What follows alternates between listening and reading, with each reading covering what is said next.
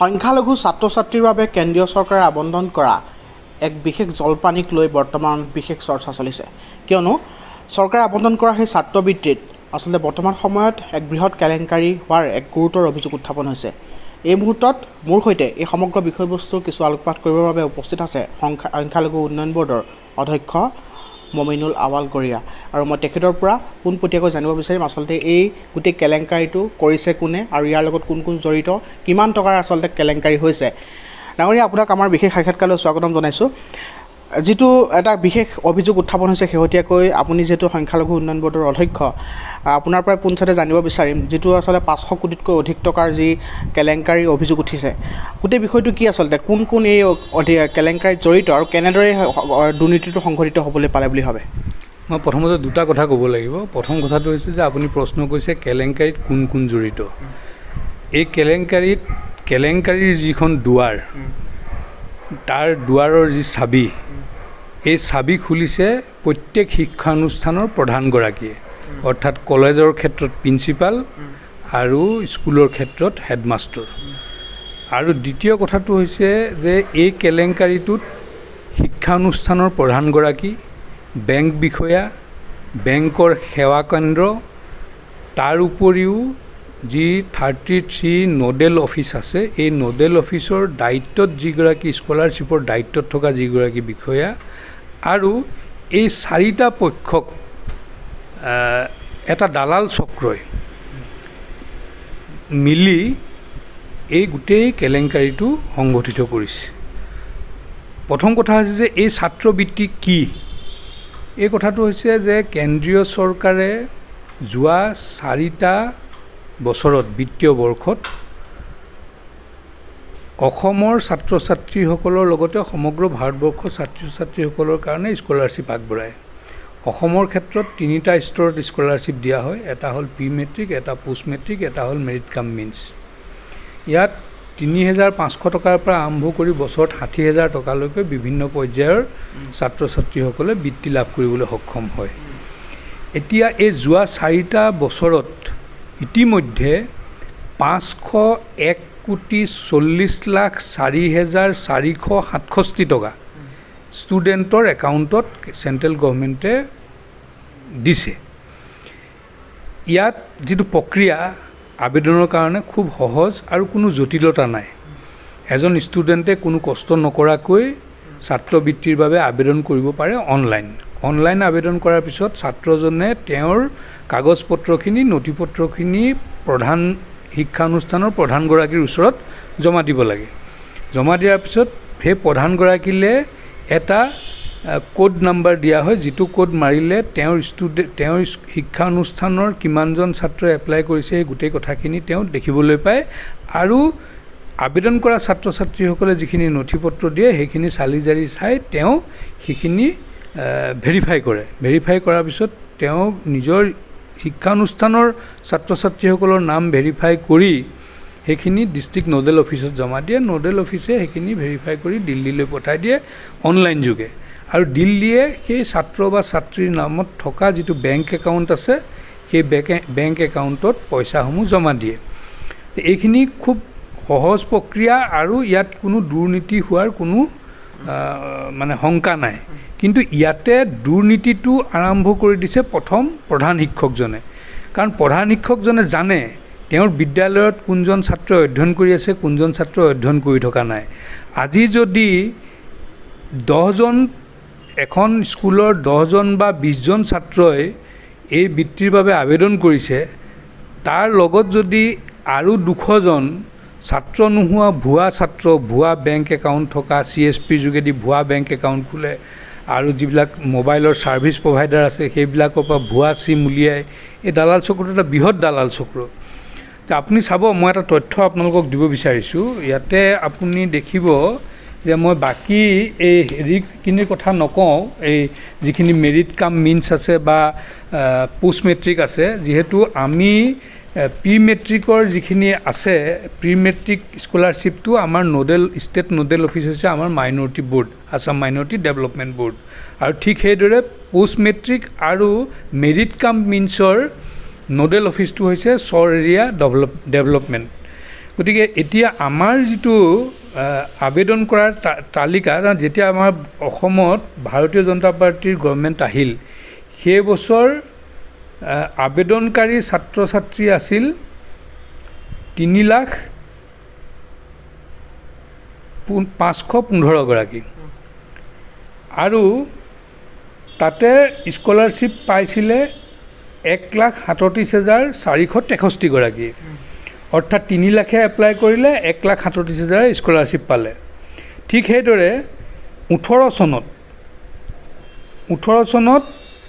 3,36,000 apply কৰিলে, আবেদনকাৰী 36,000 বাঢ়িল, কিন্তু আপোনাৰ স্কলাৰশ্বিপ পালে প্ৰায় দুগুণত দুগুণ, 2,21,000 পালে। অৰ্থাৎ 16 চনত যেতিয়া বিজেপি গভৰ্ণমেণ্ট আহিছিল, তেতিয়া এই দালাল চক্ৰটোৱে ইমান মানে ঘোটালা কৰিবৰ কাৰণে তেওঁলোকে ভয় খাইছিল হয়তো।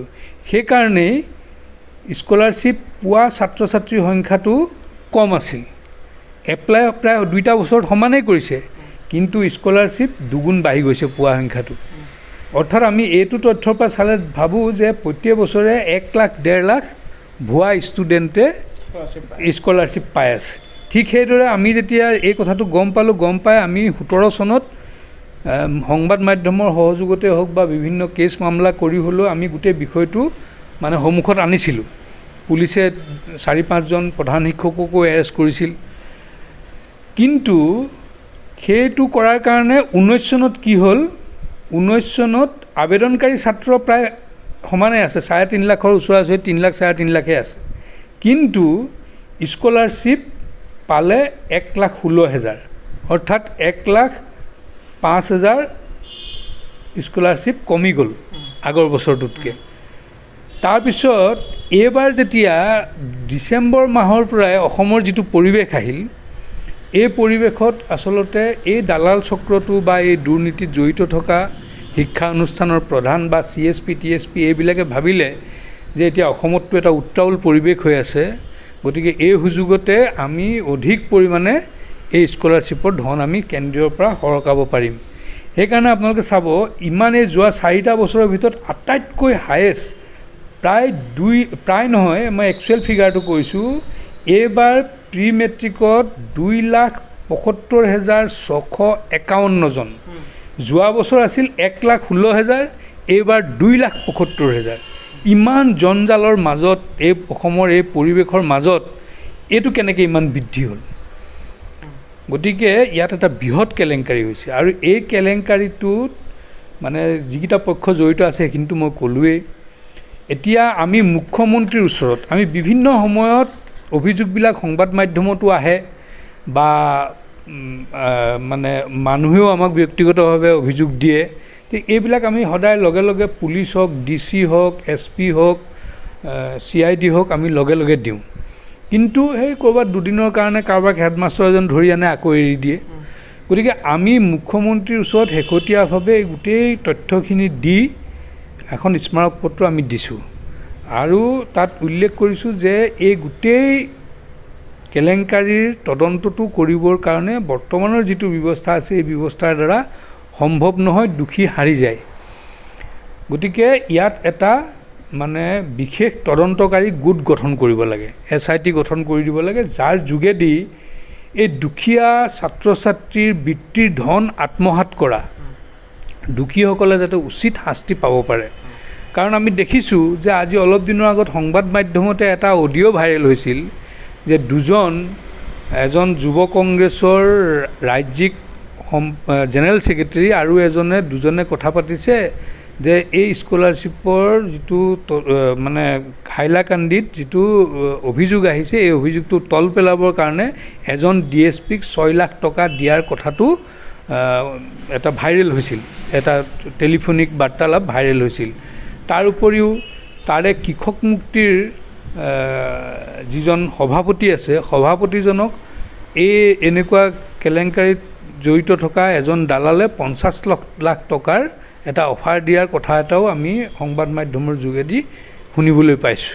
গতিকে ইয়াত এটা বৃহৎ কেলেংকাৰী আছে, আৰু মই ভাবোঁ এই কেলেংকাৰীটো অৰ্থাৎ ইয়াত যিটো দালাল চক্ৰই এইটো চলাই আছে, এইটো তেওঁলোকে বহু বছৰ আগৰ পৰাই চলাই আছে, আৰু ইয়াত মানে স্কুলৰ বা শিক্ষানুষ্ঠানৰ প্ৰধানগৰাকী, বেংক বিষয়া, বেংক CSP,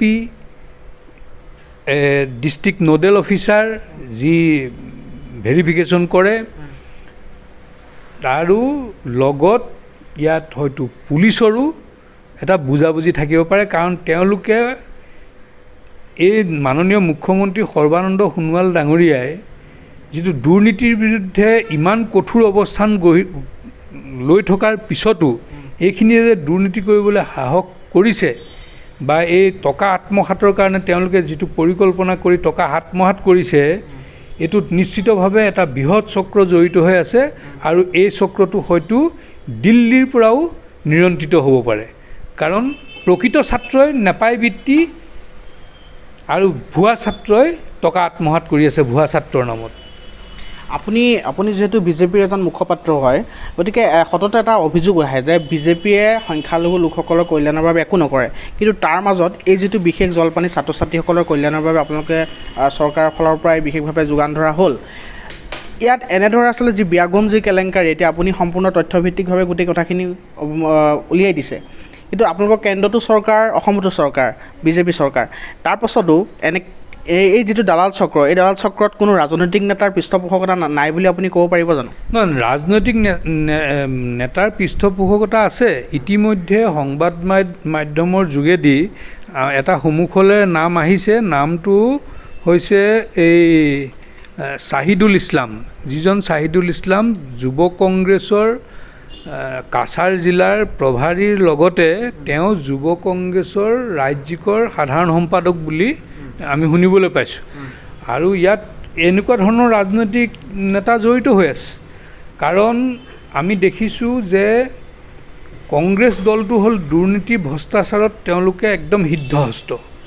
তেওঁলোকৰ চৰকাৰ গুচি গ'ল, তথাপিও তেওঁলোকে এই ধন আত্মসাত কৰাৰ তেওঁলোকৰ চৰকাৰৰ দিনত যিবিলাক কাৰবাৰ চলাই আছিল সেইবিলাক এৰিব পৰা নাই। গতিকে আমি মুখ্যমন্ত্ৰী ডাঙৰীয়াক এটা SIT গঠন কৰিবৰ কাৰণে কৈছোঁ, আৰু এই বিষয়ত মই ভাবোঁ মুখ্যমন্ত্ৰীয়ে দৃঢ় পদক্ষেপ ল'ব। কাৰণ মই যেতিয়া স্মাৰকপত্ৰ তেখেতক দিছিলোঁ, তেওঁৰ লগে লগে তাতে DGP ডাঙৰীয়াৰ উপস্থিত আছিল আৰু সঞ্জয় লোহিয়া ডাঙৰীয়াৰ উপস্থিত আছিল, তেওঁ লগে লগে নিৰ্দেশ দিছে তেওঁলোক দুয়োগৰাকীকে। গতিকে এইটোৰ ওপৰত এটা কঠোৰভাৱে স্থিতি গ্ৰহণ কৰিব লাগে।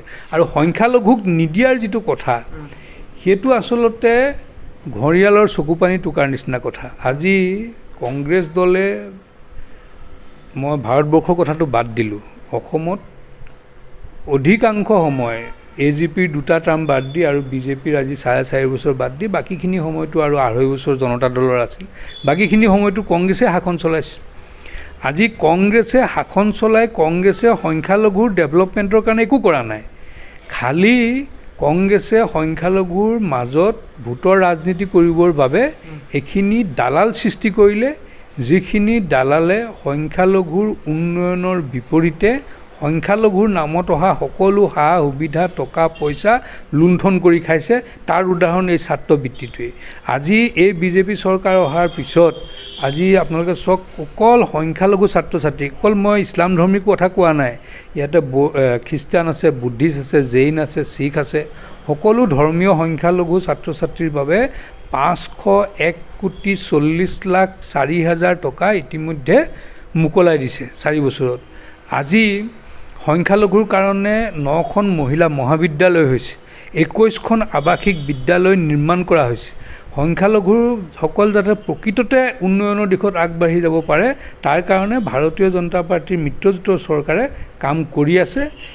এইবিলাক কথা সংখ্যালঘুৱে একো নাই পোৱা, একো নিদিলে সংখ্যালঘুক, সেইবিলাক কথা এই সংখ্যালঘুৰ মাজত থকা যিবিলাক দালাল আছে, সেই দালালবিলাকেহে প্ৰচাৰ কৰি থাকে। কিন্তু এইখন চৰকাৰে সবকা সাথ সবকা বিকাশ নীতিৰ আধাৰত সংখ্যালঘুসকলৰ প্ৰকৃত উন্নয়নৰ কাৰণে কাৰ্যসূচী গ্ৰহণ কৰিছে। গোটেই যিটো কেলেংকাৰীৰ অভিযোগ, গোটেই উৰহী গছৰ উৰটো যিহেতু আপুনি উলিয়াই দিছে, গতিকে সেই যিসকল নেতা বা যিসকল লোক ইয়াত জড়িত বুলি আপোনালোকে গম পাইছে, সেই লোকসকলক কিয় আইনীভাৱে গ্ৰেপ্তাৰ কৰা নাই বা তেওঁলোকক শাস্তি প্ৰদান কৰা নাই? নহয় এতিয়া ধৰক মই এই কথাটোৱে কৈছোঁ যে ইয়াতে আমি পুলিচ আৰু CID DC SP সকলোকে আমি ইতিমধ্যে 17টা অভিযোগ দিছোঁ বিভিন্ন সময়ত আৰু সেই অভিযোগৰ ভিত্তিত আমি দেখিছোঁ যে ক'ৰবাত দুজন এজন এনেকৈ মানুহ এৰেষ্ট কৰে, এসপ্তাহ 5 দিন থাকে, আকৌ বেলত ওলাই যায়, কেছ কি হয় কোনো আমি মানে দৃঢ় ষ্টেপ গ্ৰহণ কৰা দেখা নাই। গতিকে আমি মানে হতাশ হৈ গৈছোঁ।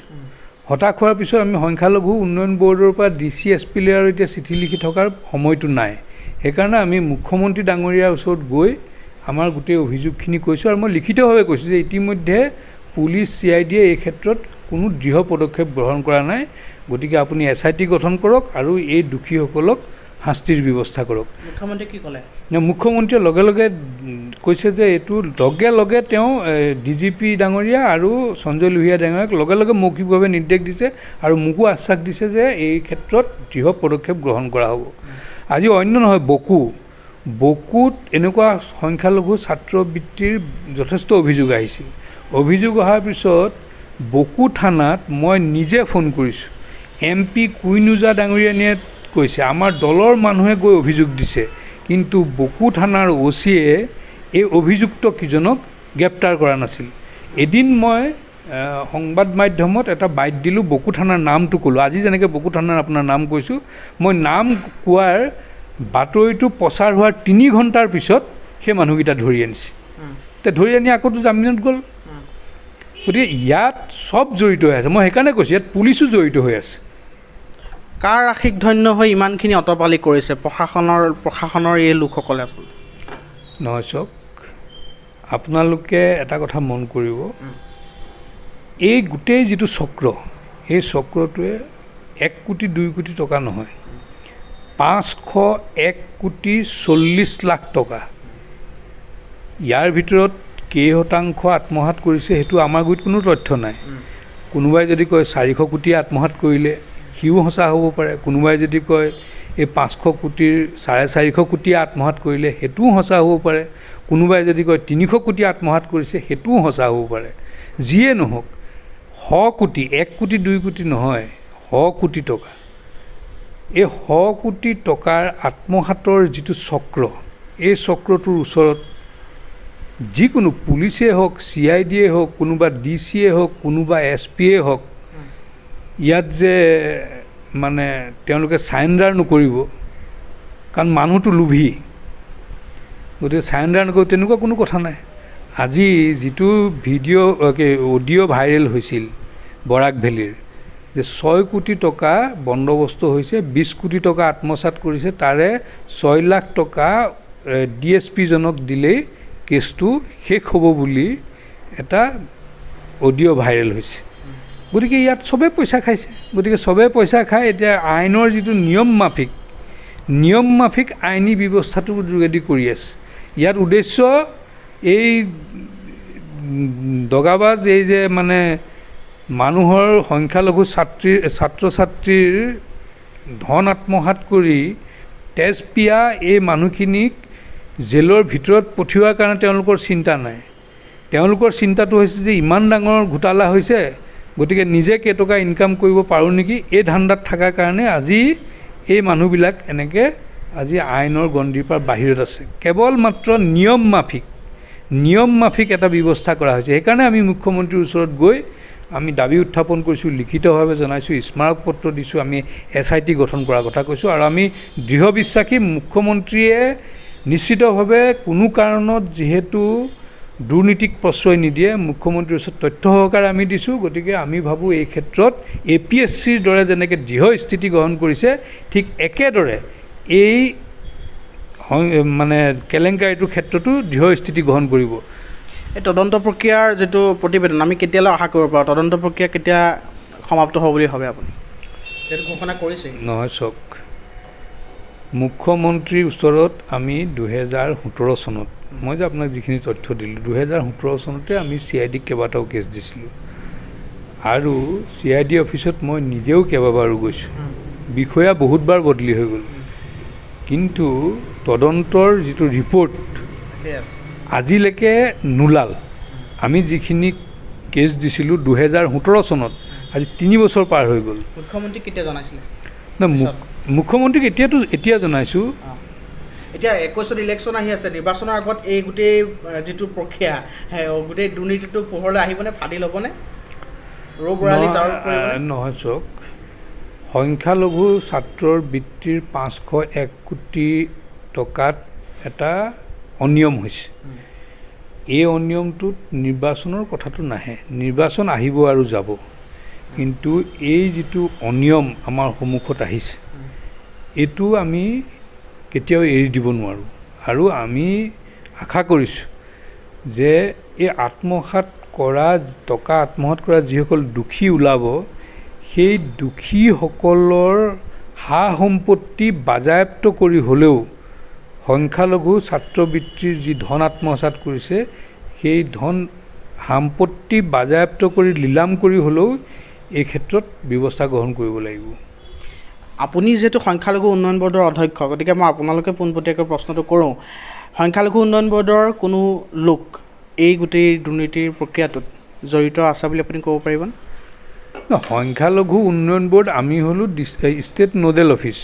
আমাৰ কামটো হৈছে বিজ্ঞাপন দিয়া যে স্কলাৰশ্বিপ এপ্লাই কৰাৰ ডেট কেতিয়াকৈ আছে, এই স্কলাৰশ্বিপ এপ্লাই কৰাসকলে কিমান দিনৰ ভিতৰত ভেৰিফিকেশ্যন হ'ব, সময়ে সময়ে 3-4টা বিজ্ঞাপন দিয়াৰ কাম আমাৰ কাম সিমানেই।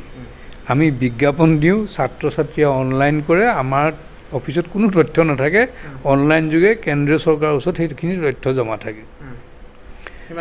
গতিকে মই ভাবোঁ আমাৰ সংখ্যালঘু উন্নয়ন ব'ৰ্ডৰ কোনোবা কৰ্মচাৰী বা কোনোবা বিষয়া জড়িত হৈ থকাৰ মানে কোনো ইয়াতে হেৰিটো নাই, থল নাই। কিন্তু এনেকুৱাও হ'ব পাৰে যে কোনোবা বিষয়াই হয়তো খবৰ খাতি দিব পাৰে কোনোবা দালালক যে ইমান তাৰিখৰ পৰা ইমান তাৰিখলৈকে অনলাইন যোগে এপ্লিকেশ্যনৰ ব্যৱস্থা হ'ব, গতিকে তোমালোকে CSPত গৈ পেলাই একাউণ্ট খোলা, চিম কাৰ্ড উলিওৱা, এনেকুৱা দিহা পৰামৰ্শ দিয়া মানুহ হয়তো কোনোবা সংখ্যালঘু উন্নয়ন ব'ৰ্ডত থাকিব পাৰে। আপুনি কিবা পাইছে নেকি, ক্লু পাইছে নেকি? ক্লু পোৱা নাই, কাৰণ মই চাই আছোঁ গোটেই কথাখিনি। কাৰণ আমি দেখিছোঁ যে আমি সংখ্যালঘু উন্নয়ন ব'ৰ্ডৰ তৰফৰ পৰা এই যিটো স্কলাৰশ্বিপৰ ক্ষেত্ৰত আমাৰ যিখিনি ব'ৰ্ডৰ ষ্টেট নোডেল অফিচ হিচাপে আমাৰ যিখিনি দায়িত্ব, এই দায়িত্বখিনি কৰোঁতে কোনো ধৰণৰ স্ক'প নাই দুৰ্নীতি কৰাৰ বা কোনোবা জড়িত থকাৰ। কিন্তু দালালবিলাকে হয়তো আমাৰ কোনোবা মানুহৰ লগত সেই মই ক'লোঁ যে চিম বা বেংক একাউণ্টটো আৰু একেদিনাই 10,000 বেংক একাউণ্ট খুলিব নোৱাৰে, গতিকে এইবিলাকত প্ৰক্ৰিয়াবিলাকত টাইম লাগে, গতিকে হয়তো তেনেকুৱা ইনফৰ্মেশ্যনবিলাক পাছ কৰিব পাৰে। আৰু মই ভাবোঁ মুখ্যমন্ত্ৰী ডাঙৰীয়াই যিটো তদন্ত দিব, তেওঁ যিখিনি ব্যৱস্থা লৈছে তাত নিশ্চিতভাৱে আমাৰ ব'ৰ্ডৰ যি 18জন কৰ্মচাৰী আছে বা ময়ো সেই গণ্ডিৰ পৰা বাহিৰত নহয়। ময়ো মানে এই যি তদন্তকাৰী সংস্থা হ'ব তাত SITত ময়ো সাক্ষী দিবৰ কাৰণে ৰেডি থাকিম। ঠিক আছে, মই শেষত আপোনাক এটা প্ৰশ্ন কৰিব বিচাৰিছোঁ। গোটেই বিষয়টো আপুনি ইতিমধ্যে আমাৰ আগত জনাইছে। সংখ্যালঘু যিসকল ছাত্ৰ ছাত্ৰী আছে, যিসকল প্ৰকৃত হিতাধিকাৰী, যিসকলে আচলতে জলপানী পাব লাগে, সেই সকলোলৈ আপোনাৰ শেষত আহ্বান কি থাকিব, আৰু এই দালাল চক্ৰৰ যাতে গ্ৰাসত তেওঁলোক নপৰে, তেওঁলোকলৈ আহ্বান কি থাকিব, বা সংখ্যালঘু জনসাধাৰণৰ বিশেষভাৱে ছাত্ৰ ছাত্ৰীসকলৰ অভিভাৱকসকললৈ আপোনাৰ কি বিশেষ অনুৰোধ থাকিব উন্নয়ন ব'ৰ্ডৰ তৰফৰ পৰা? মোৰ এটাই অনুৰোধ যে অতি দুখীয়া ছাত্ৰ ছাত্ৰী, যিসকলৰ পৰিয়ালৰ ইনকাম 1 লাখ টকাৰ কম, তেনেকুৱা ছাত্ৰ ছাত্ৰীৰ বাবে এই বৃত্তি দিয়া হয়। গতিকে এই বৃত্তিটোত যাতে দুৰ্নীতিটো নহয়, তাৰ কাৰণে মই ভাবোঁ সংবাদ মাধ্যম, মই যোৱাকালি সংবাদ মেলতো কৈছোঁ যে সংবাদ মাধ্যমে এই ক্ষেত্ৰত সেনানী হিচাপে এটা ভূমিকা গ্ৰহণ কৰিব লাগিব। তাৰ লগে লগে অসমত বহুত ছাত্ৰ সংগঠন আছে, বহুত সামাজিক সংগঠন আছে, আজি জনগোষ্ঠীয় বিভিন্ন সংগঠনবিলাক আছে বা জনগোষ্ঠীয় ছাত্ৰ সংগঠনসমূহ আছে, আছু আছে, গতিকে তেওঁলোকেও এই ক্ষেত্ৰত মই ভাবোঁ এটা দৃঢ় দৃষ্টি ৰখা দৰকাৰ আৰু এই বিষয়টো আজি এইটো 1 কোটি 2 কোটি টকাৰ কেলেংকাৰী নহয় আজি এই 501 কোটি টকাৰ যিটো কেলেংকাৰী এই কেলেংকাৰীটোৰ বিৰুদ্ধে ইয়াত জড়িতসকলক শাস্তিৰ দাবীত মই ভাবোঁ সকলো একত্ৰিত হ'ব লাগে আৰু সকলো আগবাঢ়ি আহিব লাগে মই সেইটোৱে আহ্বান জনাম আৰু এটাৰ লগে লগে এটা কথা কৈছোঁ যে এই সংখ্যালঘু ছাত্ৰবৃত্তিৰ কিবা কেলেংকাৰী কোনোবা বিদ্যালয়ে হওক ক'ৰবাতে হওক সংবাদ মাধ্যমতে হওক তেনেকুৱা যদি কিবা খবৰ থাকে বা ক'ৰবাত বিভিন্ন জেগাত বিভিন্নজনে কেছ আদিও দিছে বিভিন্ন থানাত গতিকে তেনেকুৱা তথ্যবিলাক যদি আমাক সংখ্যালঘু উন্নয়ন বৰ্ডলৈ জনায়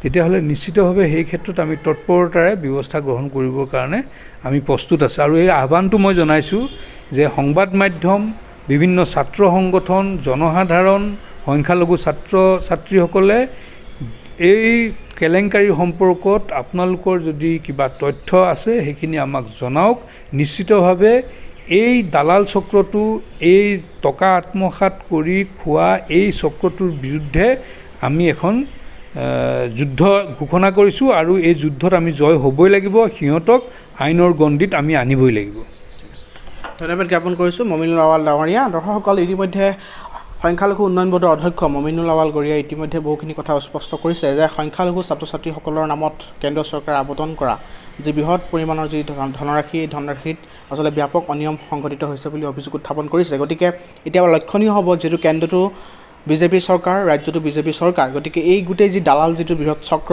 এই চক্ৰটোক জালত পেলাবলৈ পৰৱৰ্তী সময়ত চৰকাৰে কেনেধৰণৰ ভূমিকা পালন কৰে সেয়া স্পষ্ট হ'ব ইতিমধ্যে যেটো ৰাজ্যৰ মুখ্যমন্ত্ৰীগৰাকীক এই গোটেই বিষয়টো অৱগত কৰা হৈছে বুলি আমাৰ আগত জনাইছে গতিকে যেহেতু গৃহ দপ্তৰৰ দায়িত্বটো তেখেত আছে গতিকে এই সমগ্ৰ বিষয়টোৰ আলেখলেখ বুজি আচলতে এই সংখ্যালঘু ছাত্ৰ ছাত্ৰীসকলৰ কল্যাণৰ বাবে অহা যি বৃহৎ পৰিমাণৰ যি ধনৰাশি প্ৰায় 500 কোটিতকৈ অধিক যি ধনৰাশিৰ যি অনিয়ম কৰাৰ যি অভিযোগ উঠিছে এই ক্ষেত্ৰত যি তদন্ত কৰিব লাগে সেই তদন্ত কেনেদৰে আগবাঢ়ে সেয়া পৰৱৰ্তী সময়ত স্পষ্ট হৈ পৰিব ভিডিঅ' জাৰ্নেলিষ্ট অজয় গুপ্তাৰ সৈতে মই Dipankar Kalita my news north east Guwahati এনেদৰে মুহূৰ্তৰ খবৰ মুহূৰ্ততে পাবলৈ ফ'ল' কৰক আমাৰ ৱেব পেজ www.mynewsani.com আমাৰ ইউটিউব চেনেলৰ লিংক youtube.com/mynewsani ছাবস্ক্ৰাইব কৰক আৰু লগতে নটিফিকেশ্যনসমূহ পাই থাকিবলৈ বেল আইকনটো ক্লিক কৰিবলৈ নাপাহৰিব ফেচবুক পেজৰ আমাৰ লিংক facebook.com/mynewsani আমাক ফ'ল' কৰক টুইটাৰতো